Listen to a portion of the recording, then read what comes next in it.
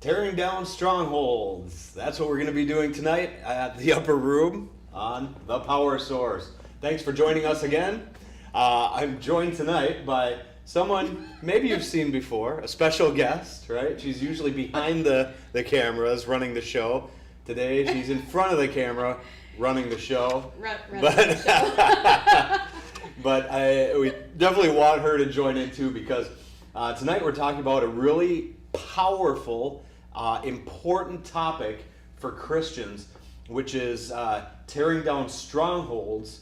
And specifically, we're going to look at kind of the niche area of worship, since both of us have some background in worship, specifically the music and praise and singing side of worship.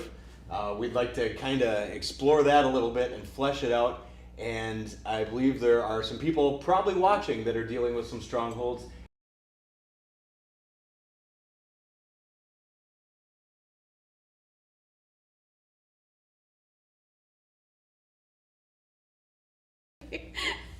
That is good, yeah. Yes. So I'm kind of the sound, camera, and lights person. that works.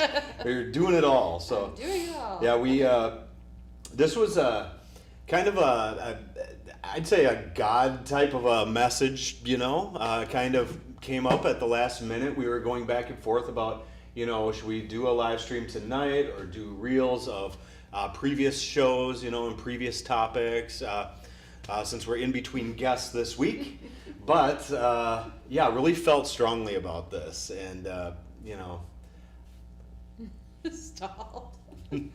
I guess we'll find out. Yeah. I think we're back on. All right. So I don't know if any of this is going. Out. Obviously, we war against things that aren't of this world sometimes, or are of this world, I guess you could say. I would say internet's of this world, yeah. And there are things that don't want people. There are things that don't want people to hear these things. So, so we just read 2 Corinthians 10. It might be back. We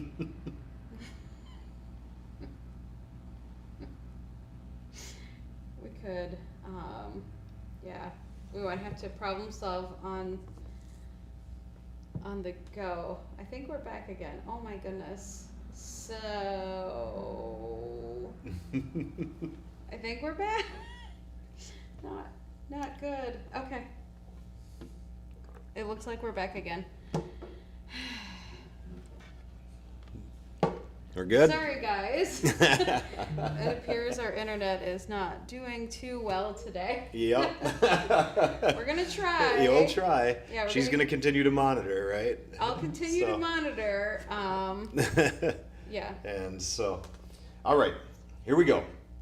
So, we're going to talk about the example in the Bible that we're going to use tonight is Joshua chapter 6, verses 4 through 5. So,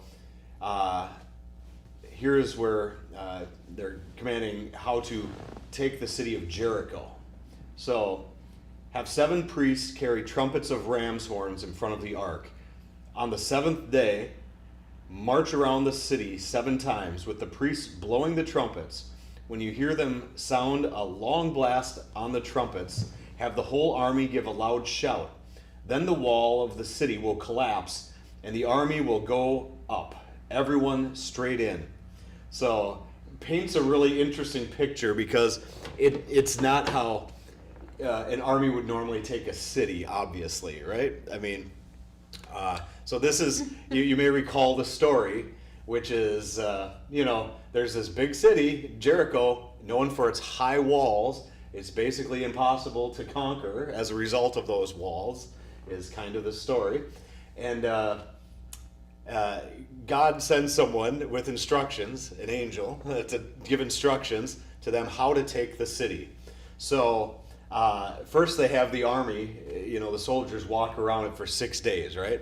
And so on the 7th day, this is what they're instructed to do, right? So definitely wasn't instructions to, go and beat against the walls with your swords or something like that, or or get a great big catapult, and or something like that, Or a Trojan horse. or a Trojan horse. Yeah, yeah, kind of funny how that works, but yeah. So God's giving some instructions that are totally the opposite of what the flesh would want to do, which is let's go and attack these walls.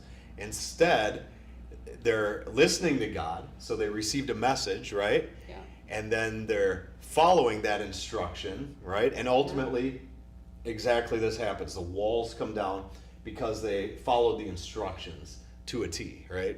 How to do this. And Jericho is conquered as a result without them really having to do much other than trust God and praise God. I feel like that's counterintuitive. Like, you would think, like, well, we're supposed to, like, go in with, like, you know, in